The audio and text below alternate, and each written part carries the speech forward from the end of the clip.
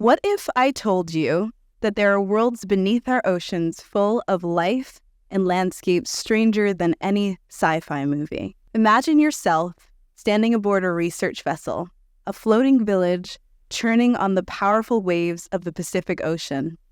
You are over an endless expanse of water, hundreds of nautical miles away from any trace of land.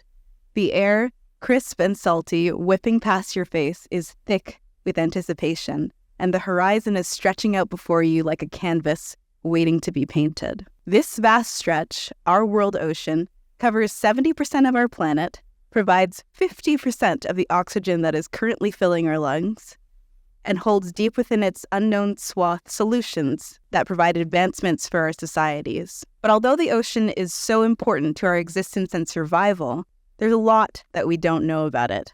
So over 80% of our ocean is unmapped, unobserved, and unexplored. And this number jumps up to 99% when you look at my specialty, the deep sea, which is waters below 200 meters. We've only scratched the surface of its mysteries. By delving into these unexplored realms, we not only expand our scientific knowledge, but we also gain a deeper understanding of the interconnectedness of all life on Earth. It's time to deploy the submersible, your most critical teammate. As part of this expedition to our farthest regions, you take your seat in the control room. This is a dark, cold room about the size of 3 shipping containers filled with lit-up buttons and switches and humming screens displaying the robot submersible's vitals and multiple angles of its view as it descends through thousands of meters of crushing pressure into the abyss below. Almost blinded by anticipation, you are tethered back to reality by the teammates who surround you. Equally entranced scientists, navigators, and submersible pilots exchanging instructions and the occasional joke over the airwaves coming through our headsets. This is where the real adventure begins, where every shadow holds a secret and every creature is a marvel waiting to be discovered. Welcome to the world of ocean exploration. My journey to this otherworldly place started as a dream that has taken me to over 150 days at sea, collaboratively exploring Earth's final frontier with submersibles and teams of incredible individuals. And today, I'm here to share that journey with you and also show you how staying bold can lead you to achieve whatever you dare to envision, not just as a deep-sea explorer, but as somebody who truly believes that with imagination, anything is possible. Now, being heavily biased, I believe the starkest example of the unparalleled opportunity provided by our ocean lies in my research focus, hydrothermal vents. As one of humanity's newest major ocean discoveries, the world of these seafloor geysers wasn't discovered until 1977, and it completely flipped our understanding of biological life on its head. Thousands of meters below the surface, in complete darkness where sunlight can't possibly sustain life, exists a world teeming with thick bacterial mats that resemble shag carpets and unique animal life found nowhere else on our planet. Here, the scene is mesmerizingly otherworldly. Hydrothermal vents, like chimneys of an underwater city, create oases of life in a seemingly desolate expanse. And these are seafloor superheated geysers, so they're located in regions of intense volcanic activity. They release plumes of scalding, mineral-rich water that reaches up to temperatures of 400 degrees Celsius. And they fuel entire ecosystems. So when we discovered these in 1977, it was like nothing humanity had ever seen. And they are incredibly tumultuous and dynamic environments. Like snowflakes, no 2 vents are ever exactly alike. There are over 180 species found on them and that are endemic, so found nowhere else in the world. And still, no 2 host the exact same communities. And this is especially true when you look across regions of our world ocean. So in the East Pacific, near the Galapagos Rift, you get giant tube worms up to 6 feet in length. Each is a slender white tube with a blood-red worm poking out of its tip. They tower over our submersibles, kind of like bouquets of long-stemmed roses. Half a world away, in the Indian Ocean, you get golden snails with their feet clad in iron scales, and their hearts are so large within their bodies that a human heart of equivalent proportions would be about the size of our head. So this is the realm that deep-sea scientists like myself collaboratively explore to chart new expanses, test new technologies, and unlock insights that drive societal progress and innovation. So at a base level, the microbes are surviving off the chemicals, and then everything else is surviving off of the microbes. So we're just trying to characterize those communities and figure out what's there first. There's bacteria, which is what I study, there's archaea, and then there's even viruses as well. Sometimes microbes are free living, so animals are just eating them from the fluids or from the rock. There are these white fuzzy bacterial mats that form on the rocks at active vents. Sometimes the microbes are actually found on the cilia of animals. And then sometimes microbes are found in symbiotic relationships with those animals. The most significant example is probably endosymbiosis, where the animals have special cells for usually one, sometimes two or more bacteria that would live inside a specialized cell in their body. For example, the giant clams we see, they have cells in the gill which are full of bacteria, and the Riftia tube worm have this organ called trophosome which takes up most of its body, and that is basically a sack of bacteria. It doesn't need to feed, it just needs to sit in the hot spring and wait for energy to happen within its body. My research focuses on the bacterial communities that these vents host and their potential to yield biopharmaceuticals, such as antibacterials and anti-cancer drugs. So antibiotics are a major issue within our medical field because some of the illness-causing bacteria have adapted to the drugs that we've been using for decades, becoming stronger and stronger. And by 2050, drug-resistant infections are projected to cause up to 10 million deaths per year. So this area of study is really a testament to the vast opportunity that the deep sea holds for breakthroughs in medicine and beyond. But despite this, humans know more about the surface of the moon and of other faraway planets like Mars than we do about what lies in the darkness right beneath us. Over 99% of the deep ocean is unexplored, so there's a lot of innovation that's possible here. Now, I want to know how many of you have a dream. I'm sure almost everybody in attendance right now has a dream, and I'd like to share mine with you. The deepest region of our ocean is called Challenger Deep. This is located within the Marianas Trench, 11,000 meters or 11 kilometers below sea level. And to put this distance into perspective, you could submerge Mount Everest within this trench, and the summit would still be 2 kilometers below underwater. The first ever human voyage to Challenger Deep took place in 1960. And as of July 2022, only 27 people have ever made it to the bottom. So we've been going for 64 years. It's only 11 kilometers away, only. And just 27 people have made it to the bottom.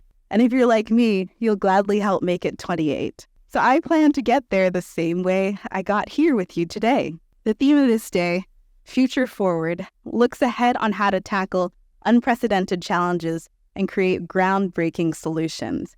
And I have really embodied this theme throughout my entire professional life. I say it a little bit differently. My personal motto is Stay Imaginative.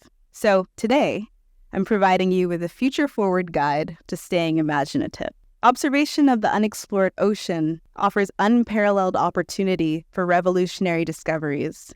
And I've been enthralled by this concept since I was young. Within the ocean science community, there's a really common origin story. Many career aspirations were rightfully birthed from time spent on or by the sea. And though I now spend much of my time out at sea on month-long expeditions, I actually grew up in a landlocked area of Canada, thousands of kilometers from the ocean. So what I did have access to were forms of art that connected me to blue spaces, media, books, galleries. I found myself really glued to documentaries and films like Blue Planet and James Cameron's The Abyss. And Star Trek was also huge for me. I used to watch TV marathons every Friday night. I wanted to dive headfirst into the treasure trove of revolutionary discovery. And coupled with my imagination, these pieces of media were the lifeline to my future ambitions. So your spark lies at the intersection of what you love, what you're good at, and what can make an impact. But keep in mind that skills can be developed. There are things that you may not think you're good at right now that drastically change later on. Actually, believe it or not, I really disliked public speaking up until 5 years ago. So some things just need practice. It's kind of like exercising a muscle. But I combined my talent, passions, and values to find my dream. So I knew ocean exploration was the path I wanted to take, but when I started out, I had a serious issue on my hands. My parents were a government official and an artificial intelligence CEO, and although they wholeheartedly supported my ambitions, they truly had no idea why I was so wild about the ocean. I had no idea how to get where I wanted to go, and I didn't have anybody in my immediate network to help me enter ocean spaces. So I decided to make a plan. Making a plan allows you to create opportunity for yourself. Everything is really within your reach if you're willing to not only work hard, but also work smart. Sometimes you just have to get a little bit crafty. So after undergraduate graduation, I launched into searching for opportunities to get closer to the world of deep sea, and I was determined. Luckily, I was growing up in an era with the internet, so Google was my best friend, and I spent hours and days researching hands-on opportunities, applying and reapplying. And deep sea science is a niche within the niche of ocean science, so there aren't very many opportunities for beginners to enter. So the marine research I started with was shallow water. I completed internships in Bermuda, Florida, and here in Vancouver before entering deep sea research. And I took every ocean research opportunity I could get my hands on, training in tropical corals, ocean acidification, barnacles, and even salmon life cycles. I was systematically working my way towards the deep sea. On your journey, remember that unfamiliarity doesn't equate to incapability. This point actually comes from a really great intern of mine. Her name is Talofa Faye, and she joined me on an expedition in American Samoa this summer. And she said, it's natural to feel uncertain or intimidated when faced with new concepts, technologies, or fields of study. However, you must remember that not knowing something right away doesn't mean you're not capable of learning and mastering it. Think unfamiliarity equals opportunity. The opportunity to learn something new, to connect with experts, and to expand your skill set. And the path to success isn't linear at all. And we tend to be a little dramatic, or at least I tend to be a little dramatic. So when I was first rejected from my very first ocean science internship application back in 2017, my brain immediately jumped to, well, this is it. My dreams are over. But, and this is the most important part, after I finished licking my wounds, my next thought was, who do I need to contact to see how I can improve? Who do I need to work with or to volunteer with while I wait for the next application round to make sure I come back stronger? Several years ago, a team of psychologists and neuroscientists sought to identify the perfect success to failure ratio.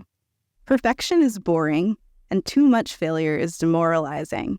They found to be successful, you need to fail 16% of the time. So try and try and try again. And it really is cliche, but I have found that when one door closes, another always opens. So make sure you're applying for things you may not think you're fully qualified for. You may surprise yourself, or you may end up improving your skills for next time. And also, leaning on your network as you build can make the failures much easier to take and the wins much happier. So don't be afraid to ask for help or to ask others that you look up to how they got where they are. In my experience, professionals are more than happy to advise those at earlier stages in their career. And without that wonderful support network that I have, I wouldn't be on this stage with you today. Embracing imagination and applying yourself enhances your confidence and your capabilities. And to illustrate this, I'd like to tell you the story of my first time at sea. So in 2021, I was standing on a shipyard dock surrounded by the buzz of machines, that salty, chilled air filling my lungs. And for the next 28 days, my home would be the 70-meter vessel that spanned in front of me. I had dreamed of getting on this particular research vessel and of working for this particular deep-sea exploration company for over 4 years. And I had dreamed of going out to sea as a scientist for over 10. So this moment felt like my debutante ball of sorts. It was my chance to launch myself into the realm of deep-sea science and avoid the ever-looming threat of becoming an armchair oceanographer. But don't let my air of confidence fool you. I am intimidated, big time. Looking around the buzzing dock, everyone seems to know what they're doing and where they're heading. And I'm the youngest person there. And though I'm a grad student conducting my own research, I'm the only intern, surrounded by a sea of senior scientists and crew working in perfect harmony. I wondered if I belonged, and more importantly, if I looked like I knew what I was doing. On the ship's bow sat my most critical teammate, the robot submersible I would use to conduct my research. A 1,600-pound beast of a machine, the size of a Volkswagen Beetle, if a Volkswagen Beetle was 6 feet tall. Equipped with state-of-the-art HD cameras and big manipulator arms designed to carry up to 250 pounds of samples to and from the seafloor. A hefty feat of engineering with a hefty price to boot. $12 million. Its every move would be live-streamed on an open source worldwide. No pressure, right? My largest challenge will be to implement the dive plan that I've designed for this robot to collect my samples from hydrothermal vents 2,000 meters below the ocean surface. And on the ship, the tone is quickly set during our first all-hands-on-deck meeting. The words of the chief scientist, a tall, intimidating man, ring in my ears. Time is money. Every minute that we're not meeting objectives costs up to $100. This is a 24-hour operation, and the robot is diving 24/7. So the science crew works in 2 4-hour shifts each day to keep the whole operation running at full speed. So every day, between the hours of 4 to 8, a.m. to p.m., there I sit in the control room where the magic happens. And although the control room is filled with other scientists chatting over the airwaves coming through our headsets, I am so blinded by anticipation that I cannot see past the robot, myself, and the stress tethering us together. Every day, I wait my turn. There's no actual schedule that'll tell me when my dive is going to happen. I just know that it will. So every day, when I open my eyes in the top bunk of my cramped 4-man cabin and make a mad dash for the seasickness pills, the pressure sits in almost in synchrony with the seasickness. 20 days I wait with bated breath, clawing at go time. And on one particular day, I make my way to the lounge for 3 p.m. pastry time. The fun thing about deep sea vessels is that there is no shortage of funding, so pastries aplenty, if that's a selling point for you to enter this field. And in the lounge being the most comfortable area of the ship, outfitted with screens displaying footage from the current dive in progress, was the perfect place to wait for pastries. So there I sit, in the empty room, sweet smells filling the air. I'm going through the motions of my usual self-torture. If I mess this up, I'm ruined. They'll never let me on a ship again. This is a now or never moment. I am a very relaxed person, as you can tell. As I watch the screens displaying the current dive being broadcasted live worldwide, something odd happens. The feed goes black, my colleagues' voices go silent, and the feed cuts to that classic striped combination. It has all hit the proverbial fan. Moments later, the chief scientist comes flying through the door in a quiet rage. He makes a beeline straight for his sleeping cabin while I try my hardest to melt into the floor. Slowly, colleagues from the current dive follow, filing into the lounge area silently, and the air is incredibly tense. It's the kind of tension that makes you feel you'd be on the wrong end of the boat if you so much as breathe too loudly. So, just how do you lose a Volkswagen Beetle-sized robot? It's becomes detached from the ship. And how does it become detached from the ship? The tether, connecting it, anchoring it to the ship and supplying our video feed, breaks. And how does that happen? We're not sure, but it sure found a way. And as we sat at sea level, deflated and unsure of what to do next, my teammate sat 2,000 meters down on the ocean floor. $12 million worth of equipment on the ocean floor. The only thing allowing me to collect my samples on the ocean floor and seemingly all of my hope on the ocean floor. The room is so quiet, I think I can hear the ship shifting as it sways on the waves. And while I'm concerned with blending into the walls, a braver soul takes a risk by targeting an innocent researcher who, having missed all the action, makes their way into the room. When's the Stubbs dive scheduled to end? The confused prey asks, eyes wandering around the room, searching for a lifeline. Seconds that feel like hours pass before that lifeline is cheekily thrown. Looks like never made. And that one change of perspective, a crack of a precariously timed joke, really breaks the spell. The room erupts with laughter, and waves of relief wash over everyone's faces. Most importantly, strategies begin to form. So though I can't hold my laughter, I for one am shocked and pleasantly surprised, because here are all these scientists, these academically driven individuals, stereotyped as rigid, behaving like humans. And who would have thought, scientists are human. I'm a scientist who is a human. Why did I expect them to not be like me? Why did I spend all this time being so hard on myself? Talk about a paradigm shift, and talk about a self-confidence boost.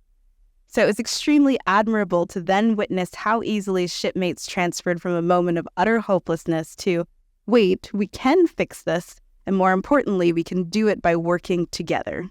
All it took was that one moment of positivity, because nothing bonds like shared trauma. Spoiler alert, we did get the submersible back. It's not currently sitting at the bottom of the ocean anymore. So there are highs and lows along the journey, but the secret is that you belong because you decide you belong. And a moment of challenge can always be spun into positivity, especially if you have a great team surrounding you. And as you've seen through my slides, more on this story, the full story is available on a Story Collider podcast, and the episode is called Failure, because there's a lot of that in science, but as I told you, try and try and try again. So creativity was central to my path, and this creativity came from a love of visual art in addition to science. And much of my childhood was spent drawing whatever I could and also hosting mock gallery viewings in my living room where I charged my little sister 15 cents to enter. I contributed to both of these passions equally until about the end of high school, when I was encouraged to follow science and veer towards science and kind of mute that artistic side of myself, at least professionally. And for a long time, I thought I had to choose. And then I realized I didn't, because some of the greatest minds in science were inherently creative, and history is really rife with examples of this, but I'll provide you one. Marie Sibylla Morin was an artist and a naturalist, and she was a woman who traveled to South America for her passion and left behind remarkable works of art. And about 300 years ago, she had a highly successful career as an illustrator, a botanist, and an entomologist. So at one point, she ran what was, as far as we know, the only all-female scientific illustration workshop in Europe. This was at a time when science was almost exclusively a pursuit for well-off men. But Maria was breaking the standard. She made her income strictly from science and teaching. And my personal favorite quote that encapsulates this concept is one by the father of quantum theory, Max Planck. He said that the pioneer scientists must have a vivid, intuitive imagination, for new ideas are not generated by deduction, but by artistically creative imagination. So almost every aspect of our lives is some combination of science and art. The cars that we drive, the buildings that we work in and we play and live in, the entertainment that we consume, these are all melodies of these ideas of scientists and artists brought to life. So through media, plenty of Star Trek marathons, art and creativity were really vital to my decision to pursue science, and I now use them as a tool to effectively communicate science as the founder of the Imaginative Scientist. And as you heard a little bit earlier, this platform is a marriage of science and artistry designed to make the wonders of science accessible to and fascinating for everyone. And it's actually turned into my superpower of sorts. So I want you to ask yourselves, how can you innovate to combine your passions and turn your traits into superpowers? We're really living in the age of the multi-potentialite. This is a term that was coined by author Emily Wapnick. So it's an educational and psychological term that she coined in her book, How to Be Everything. And multi-potentiality supplies a high rate of idea synthesis, rapid learning, and adaptability. And innovation really comes from the intersection of existing fields. So multi-potentialites help this by having an increased ability to understand multiple disciplines, see where they intersect, and develop new ideas that connect the topic. They think creatively, They have acquired a breadth of knowledge to draw from, and they can readily adapt their skills and behaviors to match what is needed for any given project or pursuit. And this leads to quicker problem solving and effective solutions in dynamic environments. So you all have really unique perspectives to offer, and you have unique ways of thinking. And in my work, I've seen firsthand how the merging of diverse perspectives fuels impactful innovation and breakthroughs. Each at-sea expedition is a unique floating microcosm. It's a village of over 50 people that each have distinct experiences, backgrounds, and ways of thinking that may never come together in quite the same way again. So this blend of perspectives is our greatest strength. It allows for discoveries that push boundaries. And despite this, women make up only 25% of STEAM professionals. And the cause actually starts really early in the pipeline. Girls are over 36% less likely to enter STEAM programs after high school. And by missing out on those perspectives, we're missing out on innovation. So this has to change. But changing STEAM fields for the better begins with embracing authenticity and celebrating what makes each of us unique. That is really your strength. So don't feel pressured to shrink yourself or to conform to any narrow prescribed mold. On the contrary, I really encourage you to embrace your individuality and bring your full selves into your passions in STEAM. For me, this is as simple as showing up in vibrant colors and bold patterns, expressing myself in a field that is often characterized by restraint.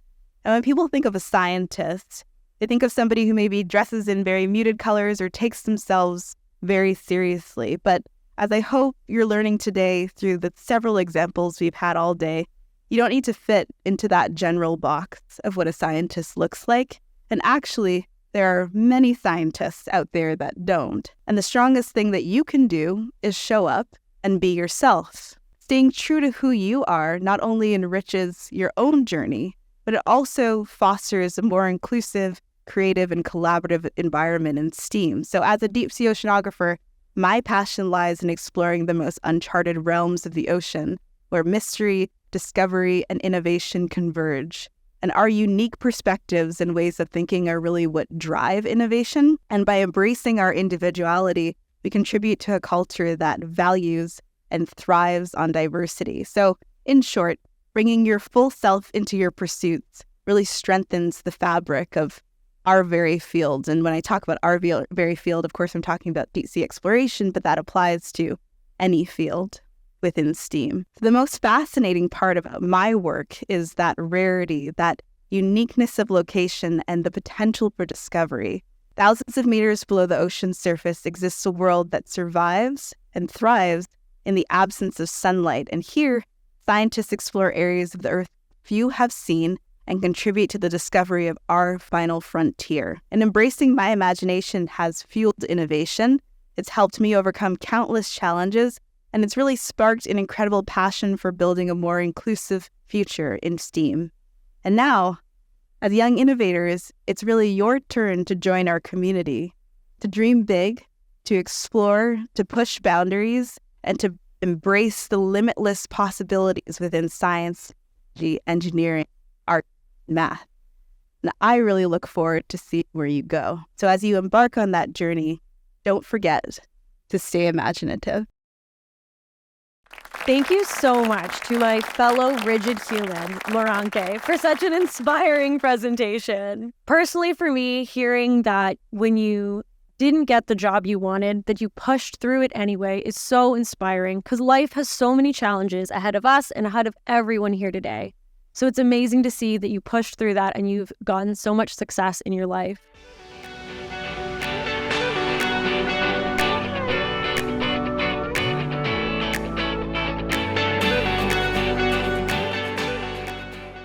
I really looked up to my late graduate advisor, Dr. Kim Juniper. He was a really incredible hydrothermal event scientist, and he's actually who brought me into the research field within hydrothermal vents. I found out about him when I was doing my internship in Bermuda, which is the very first ocean science internship I ever got. And while systematically working my way to the deep sea, I was systematically working my way towards Vancouver Island and him so that I could work in his lab.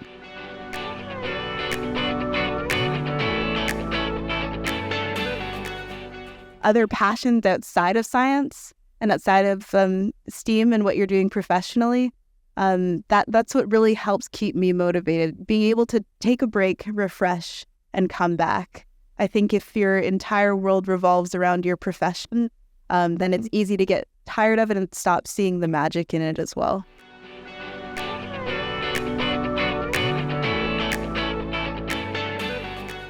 The coolest thing was being able to go on an expedition to the Galapagos Rift and see the original hydrothermal vent field that was discovered in 1977. That's called Rose Garden. And what was amazing about this expedition was we went just last fall, and because of the volcanic activity that happens down there, that entire vent field is now paved over with volcanic glass. So there are no hydrothermal vents there anymore. There's no life there anymore. And outside of that, we've discovered new species of squat lobsters, new species of fish, not me specifically, those weren't my samples, but almost every time I joined a deep sea expedition, we find a new species of some sort. So it's incredible that way.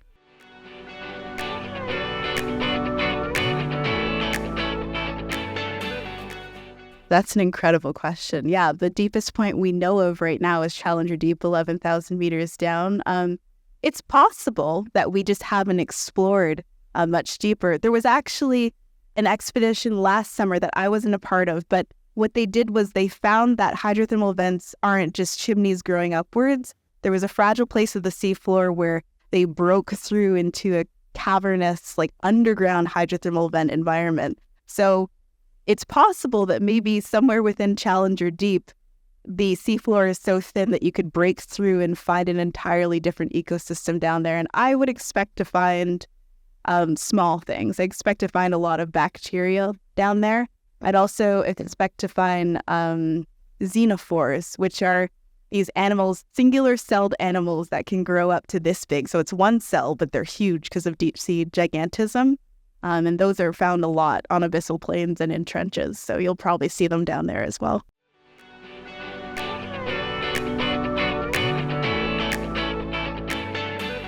Probably my first one, the story I told you about the submersible getting lost, because that was the first time I got to see deep sea environments firsthand within the control room. And it's also the only time that we've ever, I told you that one submersible got detached, but it was actually two in tandem. So it was, it's the first time that we've ever lost two submersibles at the same time. So it's a pretty great experience that way. The engineers would talk about that very differently, but we got them back, so it's okay.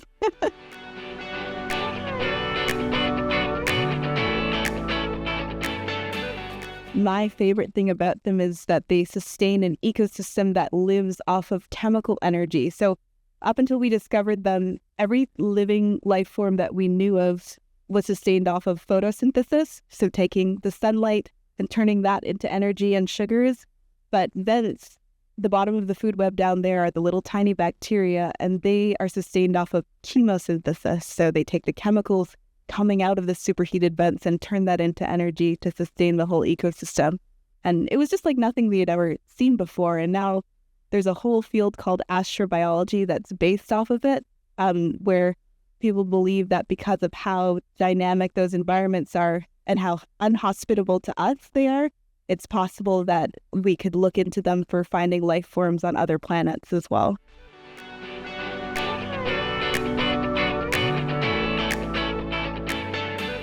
I would probably do space, because space exploration it meets all the criteria that I'm looking for, just upwards instead of downwards. There's a lot of innovation and exploration involved, and I'd probably get into that sector.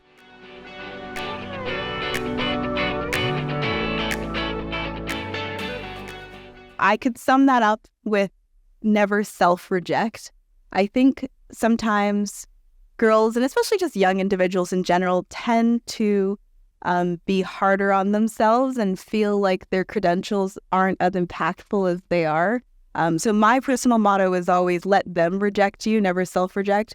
You put in the application, you make a bid for it, you try, you see what happens. And if you fail, try again. Don't take the first failure as, oh, I can't do this, I'll never do this.